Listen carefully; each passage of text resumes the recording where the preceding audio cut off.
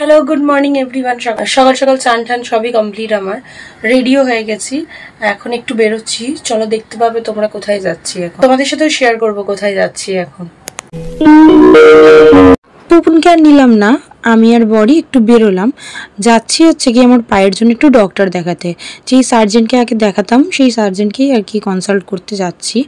তোমাদের সাথে শেয়ার করছি আমার পায়ের এখন কি কারেন্ট আর কি সিচুয়েশন। যখন থেকে আর কি ব্লগিং শুরু করেছিলাম তোমরা তো জানোই, তখন অ্যাক্সিডেন্টই হয়েছিল আমার, মানে ওই ফেব্রুয়ারি মাস নাগাদ ধরো। তা পাটা না ওই জায়গাটা এখনো ফুলে রয়েছে, তোমাদেরকে দেখাচ্ছি একটু পরেই। সেই কারণের জন্য একটু ডক্টরের সাথে, মানে আমি কোনো ভালো জুতো পরতে পারছি না।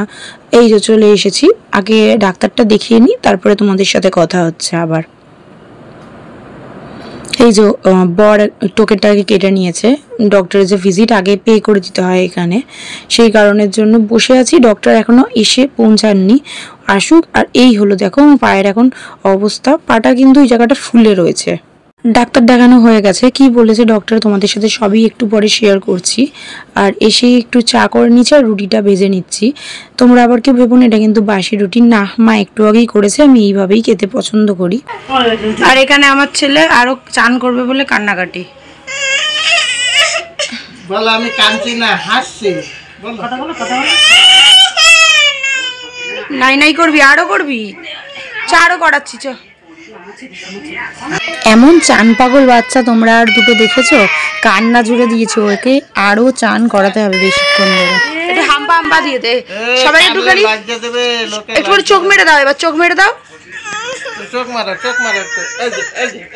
আচ্ছা দাদান চোখ মারছে, তুই চোখ মার।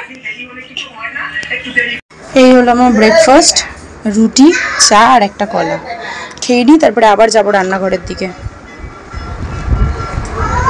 আজ কিন্তু ব্রেকফাস্টটা করতে করতে বেশ অনেকটাই লেট হয়ে গেল, এখন প্রায় ওই 12:30 মতো বাজে। হ্যাঁ জানি এটা ব্রেকফাস্ট করার সময় নয়, কিন্তু কি করব, তখন তাড়াতাড়ি চক করে বেরিয়ে গিয়েছিলাম। আর ডক্টর কি বলেছে সবই জানাচ্ছি। তো ব্রেকফাস্ট হয়ে গেছে, মা এখন করছে শাক। এটা কি শাক করছো মা? ও ছেঁচি শাক, এটা করে নিই তারপর আমি এসে মাছটা করবো। চলে এসছি আমি, একটু আসছিল মাছগুলোতে একটু ছাড়িয়ে নিলাম।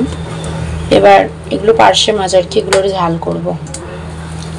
আরও আছে, এগুলোর না বাকি আছে আঁশ ছাড়ানো, কি বিরক্তিকর কাজ।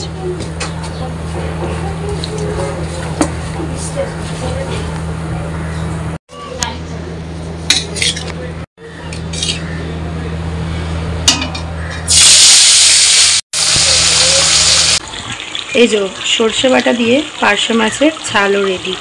আর জানো খুব জোর বৃষ্টি এসেছে, দাদা দেখাচ্ছি।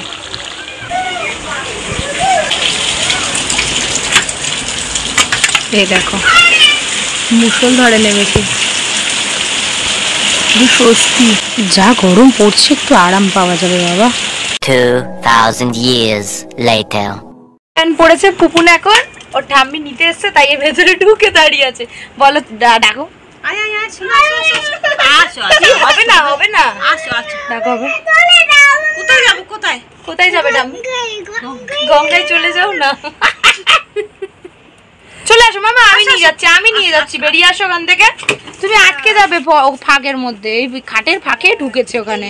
চল আমার সাথে, ঠাম্মির সাথে যাবি না? আমার সাথে যাবি? ঠিক আছে ঠিক আছে ঠিক আছে, যেতে হবে না। কি কার সাথে যাবি তুই বলে দে। গঙ্গায় যাবি? কার সাথে যাবি গঙ্গায়? আরে কার সাথে যাবি গঙ্গায়? পাপা মাম্মার সাথে না ঠাম্মি দাদানের সাথে? দাদান ঠাম্মি, ঠিক আছে যা ওই ঘরে চলে যা, দাদান ঠাম্মির সাথে যা। যা যা, ঠাম্মি রেডি হচ্ছে। ওই দেখা পড়ে গেল। গুড ইভিনিং সবাইকে। তো দেখতেই পেলে আমার ছেলে কি কাণ্ড করছে এখন। মানে ও যেহেতু ওর পাপা একটু বেরিয়েছে এখন, তা আমি আর ও রেডি হয়ে এখন বসে রয়েছি। ও যেহেতু জামা কাপড় পরে ফেলেছে, তার মানে ও জানে আমাদের সাথেই যাবে, ও আর কারোর সাথে যাবে না। আগের দিনও আমরা গিয়েছিলাম এই দাদা বৌদিতে, তখন পুপুন কি করেছে, বিছানায় চলো, বিছানায় চলো, তখন কি করেছে, ও বেরোতে চাইনি আমাদের সাথে। হ্যাঁ, যখন আমরা বেরোচ্ছি তখন হয়তো রিয়েলাইজ করেছে, ওকে তো নিয়ে যাইনি, ও জামা প্যান্ট পরবে না, হাইজও পরবে না, এত বদমাস, তাই জন্য নিয়ে যাওয়া হয়নি ওকে। আর কান্নাকাটি, যাবো না, টাম্মির কাছে থাকবো, থাক তাহলে। এখন হয়তো ওটা ফিল করেছে, ওই জন্য এখন আমাদের সাথেই বেরোবে। যাই হোক, যেই কারণে তোমাদের সাথে কথা বলতে আসা আমার পায়ের ব্যাপারে।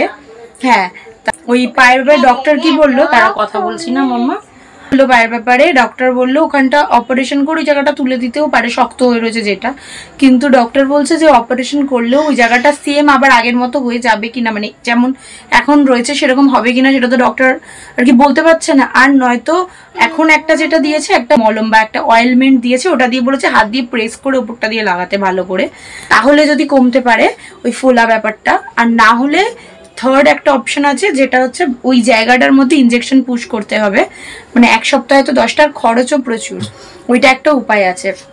ডক্টর বলছে যদি ও আমার মতো বসবে, আর ডক্টর বলছে যে যদি দেখো ওই অয়েলমেন্টটা দিয়ে প্রেস করে একটু কমেছে তাহলে আর তো অসুবিধা নেই। ডক্টর বলছে এমনি কোনো সমস্যা নেই, মানে কিছু হবে না, যেহেতু আমি কোনো জুতো পরতে পারছি না, বুট বা কিছু পরতে গেলে যদি পেন হয়, সেই জন্য আমার হচ্ছে সমস্যাটা। দেখতেই পাচ্ছ এখন রেডি হয়েছি, একটু বেরোবো বললাম, আমি বর গেছো, আসুক বেরোবো। আর ওই ঘরে না আজকে দুপুরবেলা টিভিটা ইনস্টল করে দিয়েছে, দাঁড়াও তোমাদেরকে দেখাচ্ছি এক্ষুনি কেমন লাগছে টিভিটা।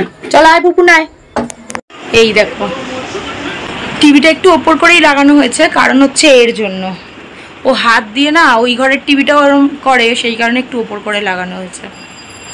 তোমাদের তো বলেইছিলাম একটু বেরোবো, বরের সাথে একটু দরকার আছে। জানো তো আমি বেরিয়ে না আর কোনো ভ্লগ করার কথা মনেই ছিল না, যা করেছি কি না করেছি তোমাদের সাথে কিছু শেয়ারই করা হয়নি। যাই হোক, বাড়ি চলে এসেছি, বাড়ি এসে ছেলেকে ডিনারটাও করিয়ে দিচ্ছি, এবার আমরাও ডিনার করবো। দেখতেই পেলে ছেলেকে ডিনারটাও করিয়ে দিলাম। এখন যাবো একটু আলু ভাজবো, কারণ রাতে ভাবছি একটু আলু ভেজে খাবো। আজকে তো ইন্ডিয়ার ম্যাচও হচ্ছে, বড় এসে গেছে, ম্যাচ দেখছে টিভিতেই আর কি।